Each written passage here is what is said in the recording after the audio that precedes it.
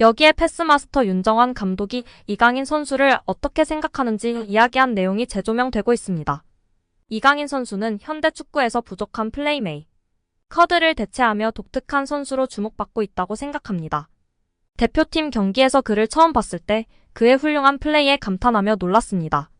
이강인 선수는 어려운 패스를 손쉽게 주어 경기를 컨트롤하며 멋진 플레이를 보여줬습니다. 패스를 통해 득점 기회를 만들고 그의 패스에는 강력한 임팩트가 있다고 생각합니다. 현대 축구에서는 생각하고 일단 보고 판단하는 시간이 축구에서 매우 길어지면 경기에서의 기회를 놓칠 수 있기 때문에 기술 향상을 위해 많은 노력과 경험이 필요합니다. 현대 축구는 빌드업을 중요시하여 매우 안정적인 축구를 하기 때문에 도전적인 플레이를 제한할 수 있는 경향이 있습니다. 하지만 패스를 통해 공간을 활용하면 공격 기회를 창출할 수 있고 그런 패스를 잘하도록 훈련하는 것이 중요한데요.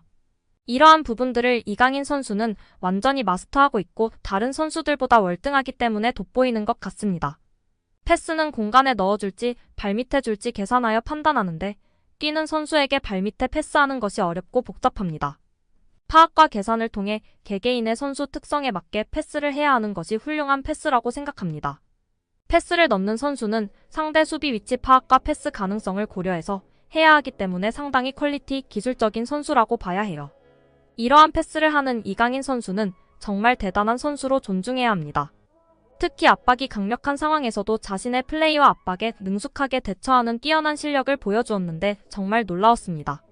압도적이었습니다. 앞으로는 이강인 선수를 중심으로 한국 대표팀이 재편될 가능성이 많을 것 같습니다. 이강인 선수가 어린 시절에도 훌륭했지만 최근 몇 년 사이 폭풍적으로 성장한 것으로 피나는 노력을 했기 때문이라고 생각합니다. 어릴 때부터 독특한 재능을 갖고 있었지만 지금의 실력은 노력 덕분에 달성한 거라 생각되어집니다.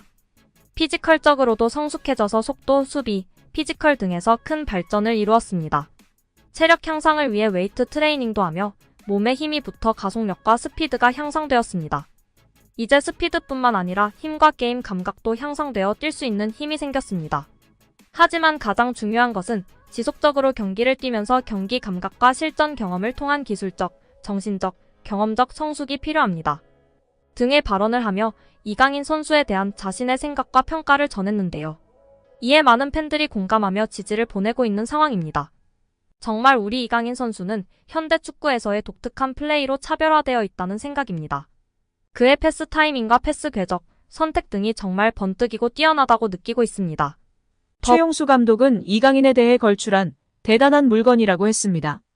현역 시절과 비교했을 때 비슷한 선수를 찾아달라는 질문에 최 감독은 내 시절에는 그러한 선수가 없었다. 굳이 찾자면 고종수, 윤정환, 일본의 나카무라 슌스케를 들 수 있다며 안정감 있게 경기 운영을 하는 면이 닮았다고 밝히며 화제가 되기도 했습니다. 윤정환 감독은 이강인에 대해 제대로 경기를 본 것은 국가대표팀 경기가 처음이었다. 엄청난 퍼포먼스였다. 경기장 모든 선수를 통틀어 이강인밖에 보이질 않았다. 고 발언했습니다. 이전의 패스마스터로서 이강인의 패스에 대한 평가 질문에는 현역의 나보다 나은 것 같다. 패스는 노력이 아닌 감각과 재능이다라고 발언하기도 했습니다. 여기에 이강인의 활약에 고무된 김도훈 감독은 공개적인 자리에서 특급 칭찬을 날리며 화제가 되고 있습니다. 지난 9일 김 감독은 국내 매체와의 인터뷰에서 이강인의 이름을 직접 언급했습니다. 김 감독은 이강인은 솔직히 계속 칭찬을 해줘야 하는 선수라며 축구 선수로는 최고의 테크니션이라고 생각한다라고 말했습니다. 이어 오른발, 왼발 가리지 않고 모든 플레이가 탁월하다라며 메시가 뛰는 모습을 보는 것만으로도 영광이라고 느낀 적이 있는데 이강인 그리고 손흥민 역시 동시대에 볼 수 있다는 게 자랑스럽다라고 덧붙였습니다. 그러면서 이강인이 마음적으로 힘든 부분이 많았기에 우리가 그를 보호하고 보듬어줘야 한다라고 강조하며 팬들의 공감과 지지를 받고 있습니다. 벤투 감독은 유튜브 채널 FC온라인과의 화상 인터뷰에서 대한민국 축구대표팀 시절 줄곧 외면했던 이강인을 카타르 월드컵에 발탁한 이유에 대해 이강인의 재능이 뛰어나다는 사실은 팬, 감독, 스태프 미디어 할 것 없이 누구도 반박하지 못할 것이다. 하지만 우리 코치진은 그보다 많은 분석이 필요하다. 재능만으로 판단해서는 안 된다. 이강인과 같은 열번 유형의 선수는 주로 공격만을 생각하고 수비를 고려하지 않는다며 솔직히 이강인을 월드컵 명단에 올린 건 월드컵 본선 직전이었다. 이강인을 월드컵에 발탁할지에 대해 확신이 있었다고 한다면 그건 솔직한 대답은 아닐 것이라고 월드컵 최종 명단에 이강인을 제외할 생각도 있었다고 털어놨습니다.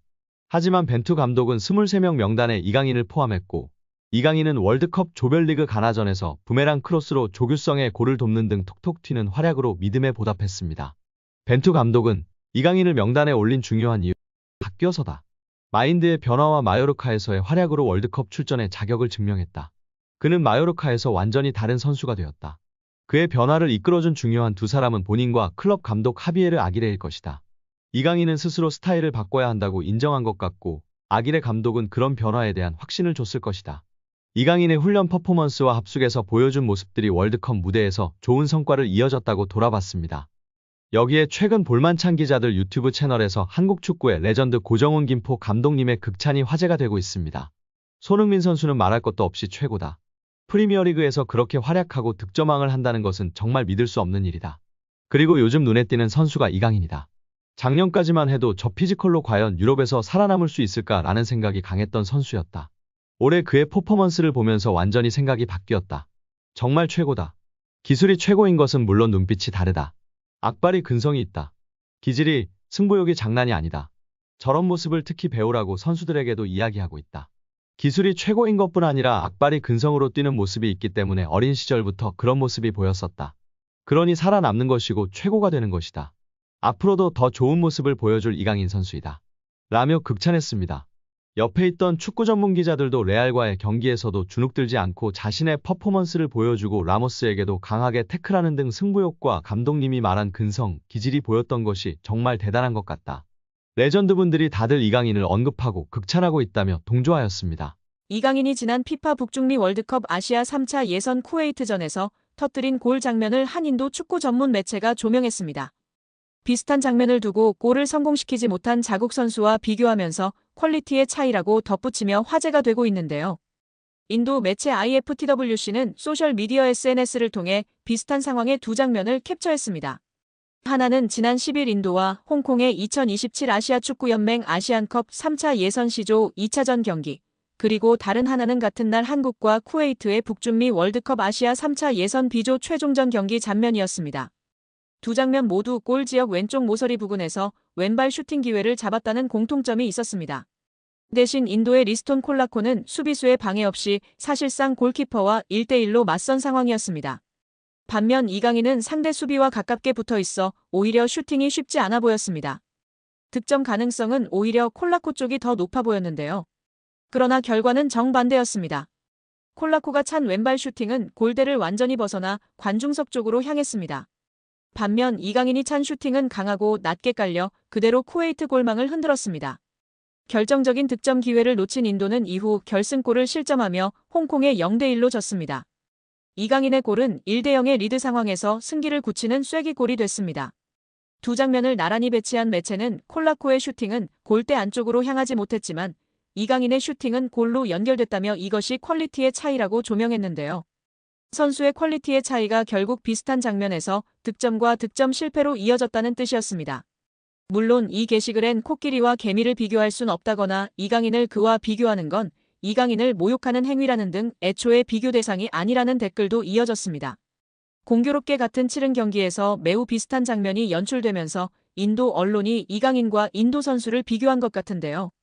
프로 선수와 아마추어 선수의 차이라고 볼 수 있을 정도로 엄청난 갭이 있는데 비교하는 것 자체가 우스운 것 같습니다. 구독자 여러분들의 생각은 어떠신가요? 홈에서 쿠웨이트를 상대로 기분 좋은 대승을 거뒀습니다. 이후 인터뷰에 나선 이강인은 소신과 앗을 중간에 걸친 발언으로 팬들의 설왕설래를 불렀습니다. 경기 후 홍명보 감독과 함께 인터뷰를 나선 선수는 승리의 주역 중 한 명인 이강인이었습니다. 이강인은 이 자리에서 논쟁의 여지가 있는 인터뷰를 남겨 눈길을 끌었는데요. 경기장 분위기 때문이었습니다. 홍명보 감독은 한국 축구대표팀 지휘봉을 잡은 후 그라운드에 나설 때마다 팬들의 야유와 마주쳐야 했습니다. 불공정 선임 논란 때문이었습니다. 기존의 프로팀 울산을 이끌던 홍명보 감독은 대표팀 지휘를 맡고 싶지 않다는 의사를 밝혔지만 이임생 이사와의 비공식적 면담 이후 마음을 돌려 대표팀 감독에 올랐습니다. 이 과정에서 대한축구협회의 엉성한 행정력이 그대로 노출됐습니다. 특히 박주호 전 축구협회 전력강화위원은 자신의 유튜브를 통해 감독 선임 과정에 대한 충격적 진실을 모두 폭로하며 크게 주목받았습니다. 이후 축구협회 관계자들은 국회 감사에 불려가는 등 한바탕 흔들리고 체제 개혁 이야기가 끊임없이 불거졌습니다. 그러나 정몽규 축구협회장은 사연임에 성공했습니다. 홍명보 감독은 이후 행보마다 질타의 중심에 올랐습니다. 이강인은 이를 두고 기자회견 막바지에 어쩔 수 없이 저희도 협회 소속이고 감독님은 저희의 보스시다라며 너무 비판을 하시면 선수들에게도 타격이 있다. 긍정적인 부분을 많이 봐주셨으면 좋겠다는 얘기를 꼭 드리고 싶다. 그래야 월드컵에 가서 잘할 수 있다며 강조했습니다. 또 믹스트존에서도 나뿐만 아니라 모든 선수들이 그렇다. 특히 기자분들과 유튜브 쪽에서 협회에 대해 얘기하신다. 결국 팬들은 기사를 보고 얘기를 들으신다. 선수들은 좋은 분위기에 많은 팬들이 응원해주시고 관심 가져주시길 원한다. 당연히 협회도 더 잘해야 한다고 생각한다. 선수들도 알고 있으며 협회에 그렇게 말하고 있다.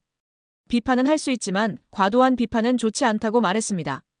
이 발언이 전해지는 즉시 축구팬들 사이에서는 논쟁이 오갔는데요. 일각에서는 선수 입장에서는 어쩔 수 없다 이강인을 총알바지로 내세우고 축구협회는 또 숨어서 입장 전달만 하고 있다는 옹호 발언과 좀 더 투명한 축구협회를 원했는데 어떻게 마냥 옹호만 할 수 있느냐 이번 발언은 괜히 한 것 같다 자기 소신을 걸고 말한 박주호 선배를 바보로 만들었다는 질타가 이어졌습니다. 또한 어쩔 수 없이 라고 말한 게 가장 큰 것 같다. 어쩔 수 없이 보스라는 것이다. 결국 여러분들이 우리 보스를 협회를 혼쭐 내달라는 뉘앙스 같다. 그렇지 않다면 우리는 어쩔 수 없이 따라야 하는 수동적인 존재라는 것을 이야기하는 것 같다는 의견도 있었습니다.